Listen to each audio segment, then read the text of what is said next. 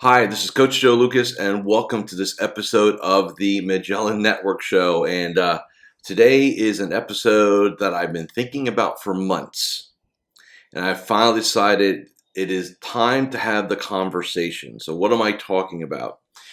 I've been coaching advisors now for over 26 years. My average client engagement is over 13 years, and I've got several clients that have been with me for over a quarter century. Our kids were in diapers together, and now they're graduating college together, right? And think about that kind of breadth of relationship. So when I started my coaching career, and I'll share some things with me, so this will be more of a conversational piece, and I'm going to explain where I'm going with this. So when I started my coaching career, the word coach, right? It wasn't even a term back then other than sports. So when I left the Tony Robbins organization, right, I resigned on a Friday.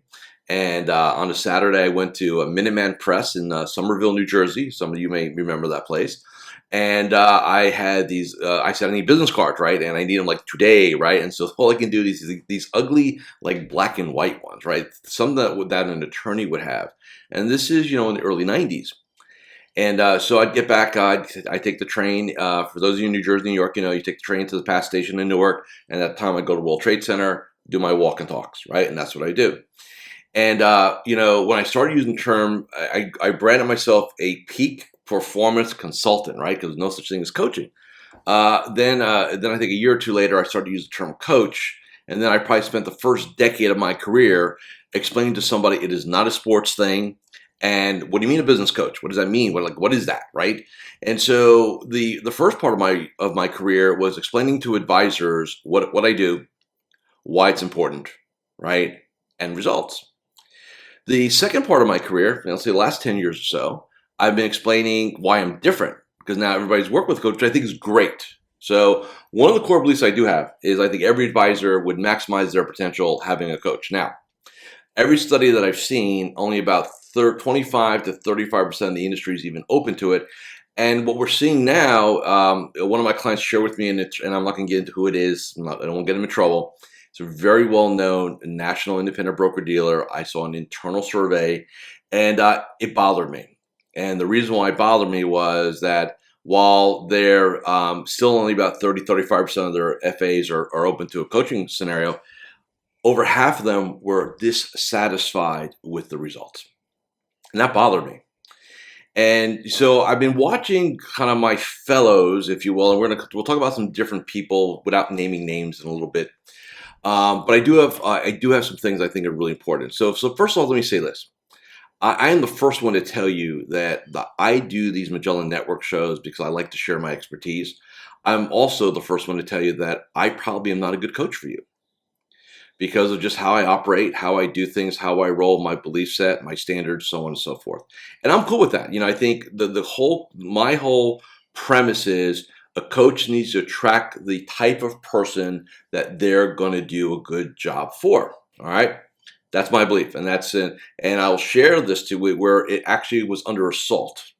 So twice in my career, once because of a joint venture situation that came to me, and the second one I wanted to do my own. But in both instances, the bottom line was that I went ahead and created a coaching company where I would go ahead and hire or contract with the kind of independent contractor coaches, interview them, do some training, and both times I hated it.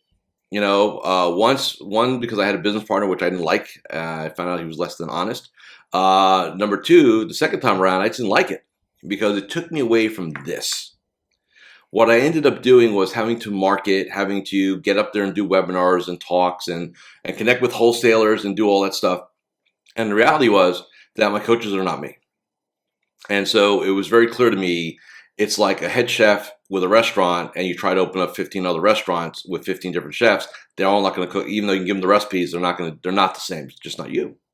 So I folded both of them, in my career. And now here I am doing Magellan Network and my personal work. And I'm so much more happier because I now know who I want to attract. So let me give you let's call this a consumer reports to coaches and consultants for financial advisors. So number one, and this was great. So I have a young gentleman. I'm working with him now personally, young now, like 40, right? I really liked how he came and approached me. Number one, he came into Magellan Network on a trial, which is, by the way, what I do. Every advisor comes into my space. They get 14 days to play with what we do. No strings, no credit cards, no nothing. All right. I really believe in that. Because again, I'm not right for everyone. So what this person did is they came in on trial. We had an interview, which was great. He asked for references, which is great, right? And I try to match references. So when I get a reference, somebody wants references, I kind of look at their situation, kind of where they are in their career cycle, practice model, things like that. I want to kind of match them up so it's kind of an apples to apples story. And this person actually called and actually had great conversation with each one. Then he came back, and my process for personally is like do an intro call, no big deal. Then we do an application evaluation. I charge a fee for that. And then we figure out what we're going to do. Everything I do is custom, right? So it's all personally, it's all custom work. And I really liked how thorough he was. I wish more advisors were like that, which I know you would sit there and say, wouldn't you want somebody to just say yes to initially? No. Because if they could decide yes quickly, they can also decide no quickly. So I like a slow process. My onboarding process is about 30 days between intro call, application evaluation, findings of evaluation, follow-up conversation, and then we decide what we're going to do, right? 30 days. And I just find it interesting how other firms, and we're not going to get into names here, can basically do like they industrialize it, right? It's like industrialization of coaching, like McDonald's, or unfortunately, like these days you hear a lot about these slaughterhouses and stuff like that. The industrialization, right, of animals. And I've always wondered, how can somebody go hear somebody, then talk to a salesperson, and then get assigned a coach, and it's going to work? Because you know why? It just is, because that's what we do. And those are where I find all the bad stories. It's when you deal with, and again, I'm not going to get into names because it's not the point of the conversation today. The point of the conversation is you need to be an educated consumer of coaching programs, coaches, marketing consultants, all the shiny object people out there, right? Because here's the reality. There are many who take advantage of the psychology of our industry, the psychology of advisors, which is basically insecurity, right? We're insecure, and we have a bit of an imposter syndrome. Consultants and marketing companies prey on that. Like if you don't say yes, you're missing out. If you don't say yes, your competitor's going to do it. And they do that psychological stuff, knowing that an advisor is, number one, driven to be successful in most cases. And we're really just kind of buy because they can, right? Marketing industries are based on that, right? So a couple things. So let me tell you, when a client comes to me and says, hey, I'm thinking about investing in this marketing program. Number one, how many conversations have you had? Number two, did you get references? Any coach, any consultant who will not share references with you, run. I'm serious.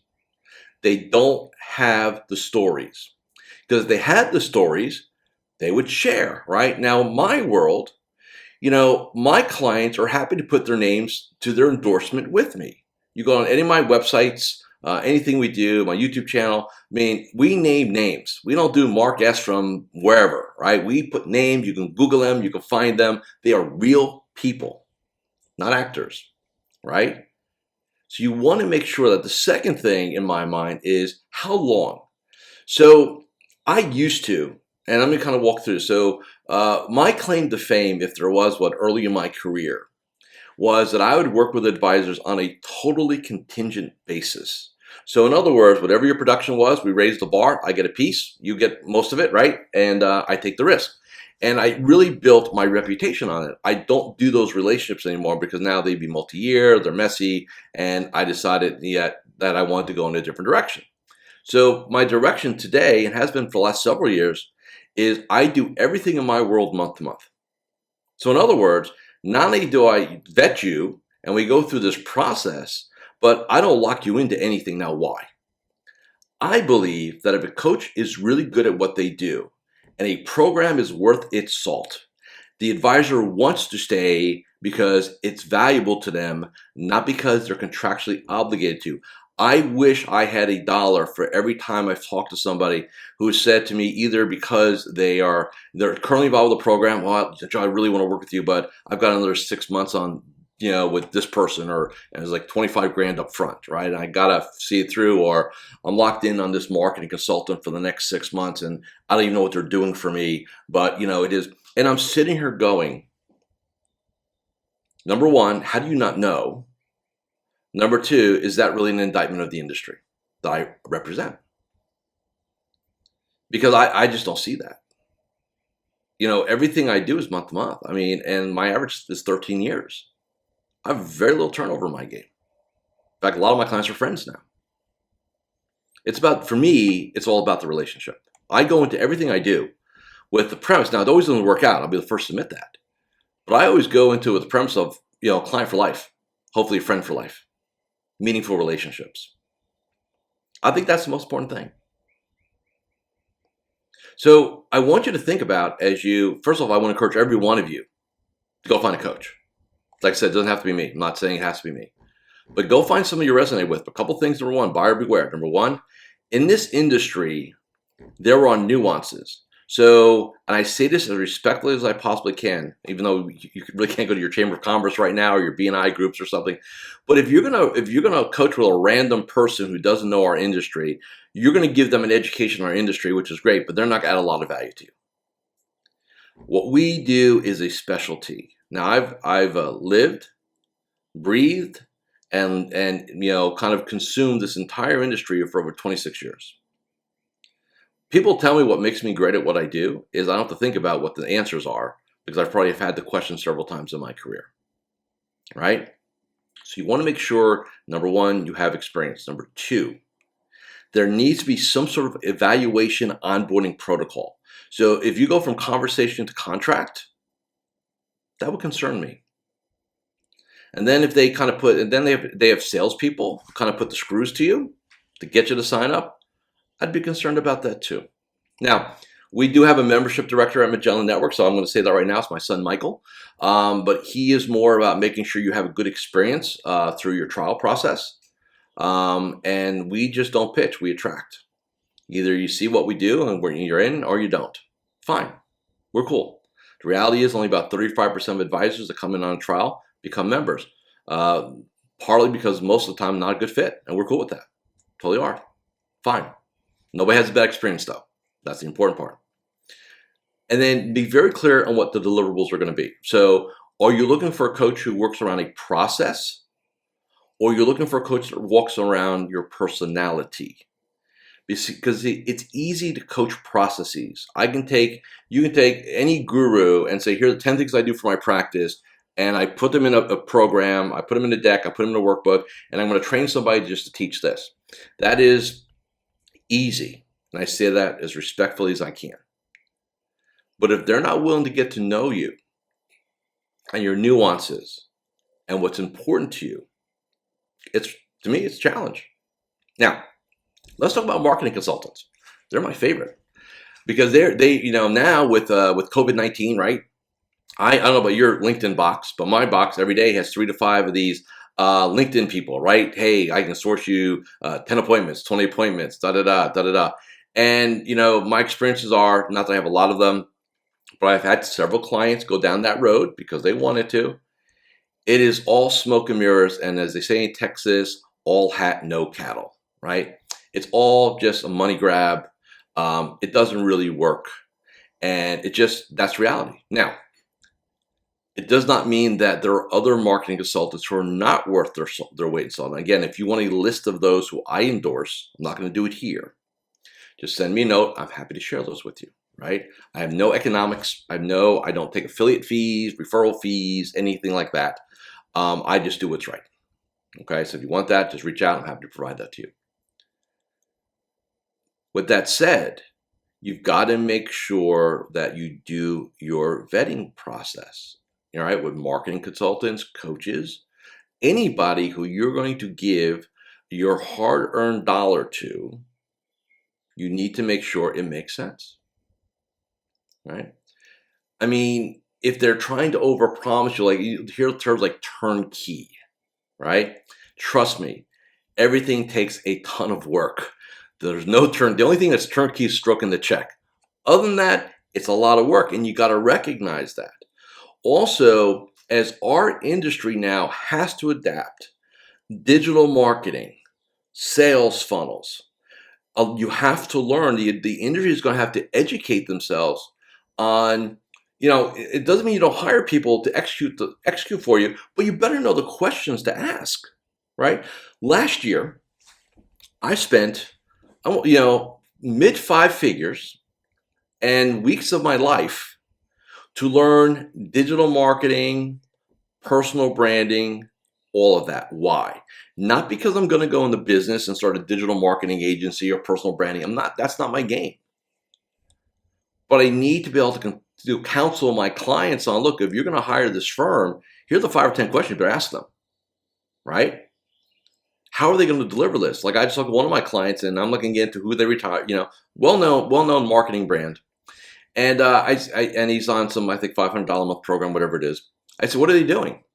He said, I don't know. So I got a white paper. I said, well, do you know the landing page? Like, well, I don't know. Well, like, what kind of posting are they? Are you pushing your own content? He says, I don't know. I just every once in a while I see stuff on LinkedIn, and I see some stuff on my Facebook business page and stuff like that. And like, he has no idea what's going on. Like, this is your personal brand. Like, you got to control that, right? This is the first, for your marketplace, it's the first experience they're going to have with you, and you don't even know what the heck's going on. Scary. Really scary, right? And then I think the last thing I'll say, like this is something I've been in my mind a lot. And so if you're going to retain a coach, like I said, vet it out, get one you resonate with, go through your protocol process. My personal opinion, if they got to sell you on the deal and lock you in on the deal, run, right? And not what you want, right? And it's number one. Number two, if you're going to hire marketing, branding consultants, social media consultants, all that. Resume, again, references, do the background, don't just say yes. And again, the shorter the contract, the better in my mind, right? It just is. A lot of times that can't be the case in, some things like podcasting, some things that take a long time to ramp up, they're going to want a little bit more, but by and large, I would keep things very lightly. And I think that's super important to do. And then the last thing I'll say is just a piece of advice. Invest in yourself. So, when we talk about, we're in the people business, my core belief. And the better we are at who we are, the more successful we're going to be. Don't be afraid to look outside the industry and go attend workshops or books or tapes or podcasts that have nothing to do with this industry. I would say 80% of my breakthrough ideas I've had in my career have nothing to do with this industry, but I've been able to port it into the industry, right? So look outside. It's really okay. Don't get so myopic that it's going to feel like everybody else out there, all right? And commit to at least 10% of your gross income, 10%, or if you're independent, revenue for you. You are the best return on any investment you're ever going to get. Case in point.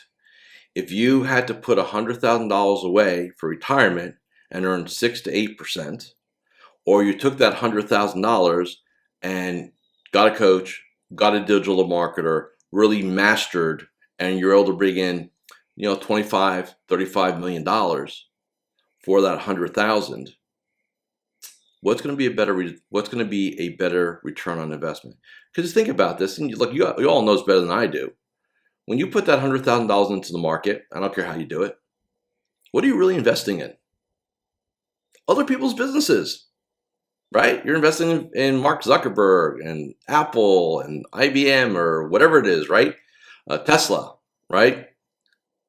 You're not investing in yourself. You're not investing in your business. That will always yield you the best result. All right. So Thank you for watching. Thank you for listening. I hope this gave you some knowledge when you're out there looking to get resources and help, right? Little consumer report piece here. I hope this made sense for you. Again, if you want, if you need some resources, just reach out to me. I'm happy to provide them for you. Again, I have no economic relationship with any of these entities, but my clients use them. I know the people. They work. They're credible. They have high integrity, and they deliver the goods. Have a great weekend. So there you have it. If you really enjoyed watching this episode, go ahead and subscribe to the Magellan Network Show with Coach Joe here on YouTube. And remember, I'm always here to help you become a better entrepreneur, business owner, and financial advisor. With that, I'll see you next time on the Magellan Network Show with me, Coach Joe. Take care and goodbye.